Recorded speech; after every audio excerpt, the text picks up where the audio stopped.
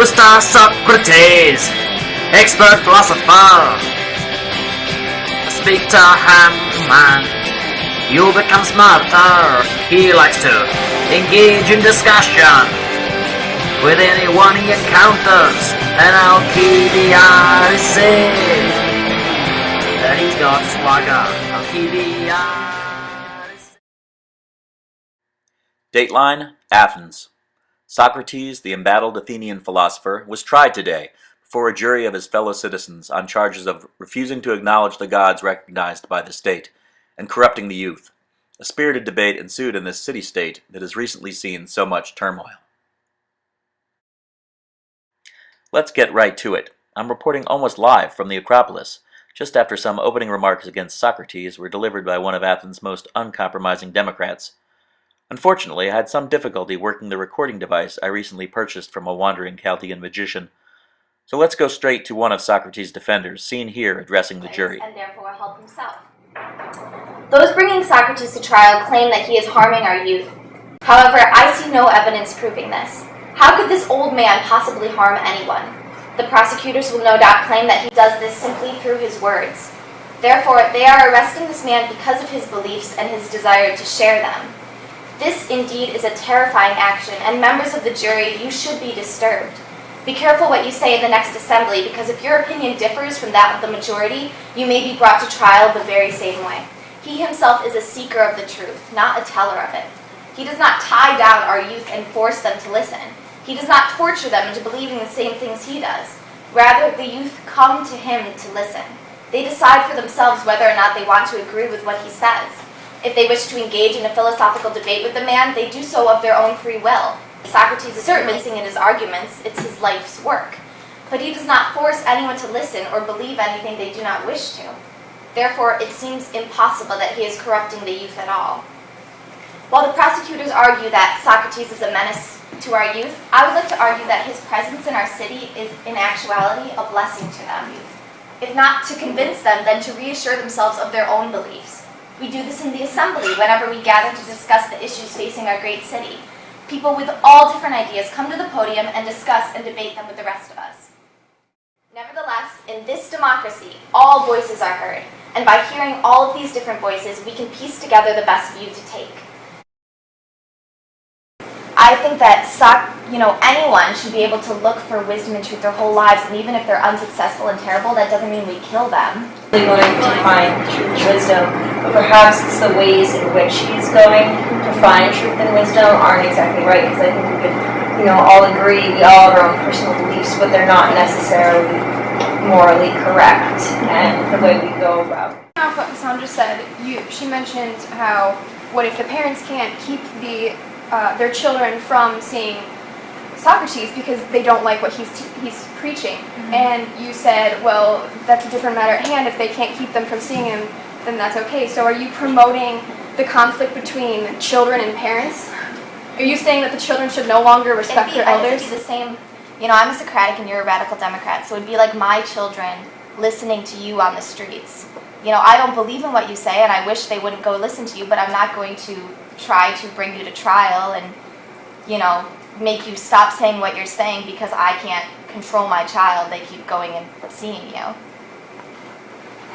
By seeking out truth and promoting his own beliefs about finding the moral truth, if that's better wording, would you believe that doesn't seem any more corrupting than if you were to promote your own beliefs, to me, as he's doing for the youth or the city? And leaving them with nothing, which, as we have already discussed, leads to a moralist conclusions. And then our youth think they can just go and do whatever they want because there are no moral truths, because Socrates can't find them, so who can find them? I think that's the real issue here. It's not him expressing a particular belief.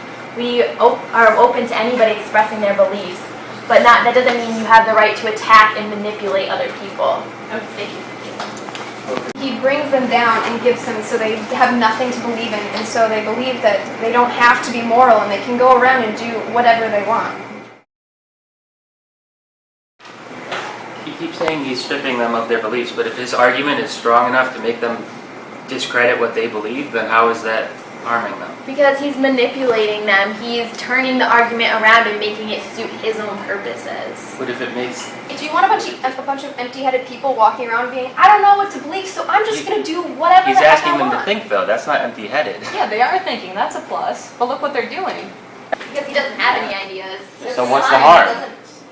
How does that harm society if he's not forcing ideas upon them? Because he's taking away all our beliefs in moral truth and in wisdom and what's the right thing to do, and we're not left with any answers about what is the right thing to do. And stuff like that, like how we're trying to decide whether the 30 tyrants should be held responsible or not, that's for the common good of the state. They both have different beliefs, but they're trying to reach the same goal. Socrates isn't trying to reach the same goal as somebody else's. It's different. And so with because his beliefs aren't lined up with somebody else's, because he doesn't have any beliefs. So that question is null to the situation. To try to help Athens. Like, that's everybody's goal. We're putting and even if they're, oligarchy or democracy or what are we going to do? It's for the good of Athens. And in this regard, Socrates is the same. He believes in the search for truth and wisdom for the good of Athens, and whether or not you think that his words were inspired to seek out truth and wisdom. Can you give us some examples? I mean, I don't have any examples, but do you really think that... We have examples the other way. We're not saying everyone's going to take it to that extreme, but we're saying it's a danger, and it's a real danger, and The you need ones to that- think about it. The ones that he actually converses with, the ones that don't escape him, are often the ones that do end up being corrupt and do start doing these immoral things. So, yes, people might be able to escape him, but those that don't, this is what happens. So you'll have to forgive me because although I am an oligarch, I am just a farmer and I'm trying to rebuild. So I haven't had time to go to the forum or hear Socrates recently. And I know that you mentioned Alcibiades and how he has corrupted certain youth that had views. But as for me, my family, and my neighbors, my friends, they have younger children that don't yet have their beliefs, and they are eager to go out and learn from different people who are setting inspiration for others. In my opinion, Socrates is trying to seek truth, and I want my children to do that, my friends' children. To have your own beliefs and your own values, and Socrates is looking for the one way to be moral, and maybe there are different ways to be moral, and he's not allowing us to pursue those ways. They don't apply to you. So other people break laws and Socrates takes the blame for it? Because they thought. They take the blame too. Why is this? Their fault then. They should stay away. They should take a different route. They should walk away. They shouldn't listen to him. Tying them down. If you some kind of this question, there's something to throw out there. Everybody keeps saying that that Socrates is searching for these truths and stuff, and he hasn't found it yet. But could it be the case that maybe there is no answer to the truths, and that maybe he was the smart one to find that there was no answer? Do we want our children to believe that there are no answers? There's no reason to live. And then just go do whatever they want, just like Alcibiades and other youth? If there is no such thing as moral truth, which is basically what I'm getting out of what you're saying. Disobeying the law. Disobeying the law, they're But what they hurting think that's people. right, does that make it wrong? They But they chose to still live. chose to do They're it. living in Athens. Which color is which? Yeah. Okay, black is guilty, white's innocent. Okay, so one by one, so when the next person comes back.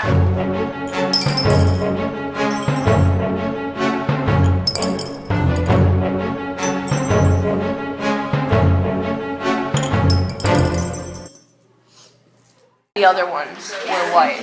He could still, in theory, be convicted unanimously because, even better yet, if there were only 6 black There are ones. 17 people in the class. Okay, if there were only 6 black ones. Okay, so 16. Alright, so if there were only 6 black ones, all of the Democrats, and he picked the first 11 by one, even if the rest of them, even if there were 11 white ones. How do you like Athenian democracy?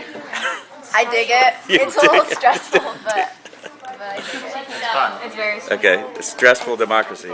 Yes, we're the Radical Democrats. All right. We just lost Thrasybulus? Syphilis. Yes. We can't pronounce your name. Well, here comes Thrasybulus. How many times have you voted today?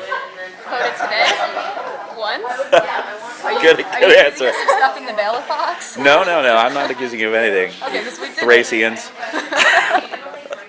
Yeah, I'm the merchant's son. The merchant's son, alright. How's that? It's okay, What do you get to do as a merchant's son? Hanging around, counting daddy's cash? kind of. Ah, so how's farming treating you? At this point, not so. Ah, the moderate Democrats. What makes you moderate?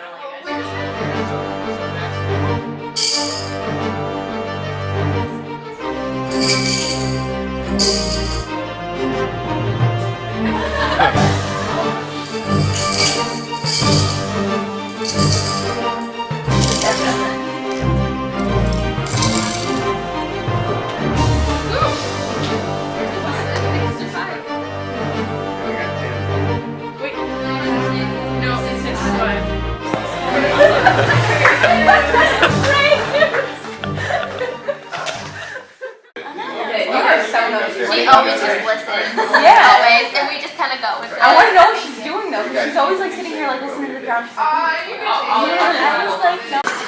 So that way, because you still need You're evil. You still need to go to the speaker. You still need to go to the exactly. So Yeah, you I was going to talk and then I was going to talk and then I had more to say as well. I raised my hand. Okay, I was like, okay, there's like 25 minutes.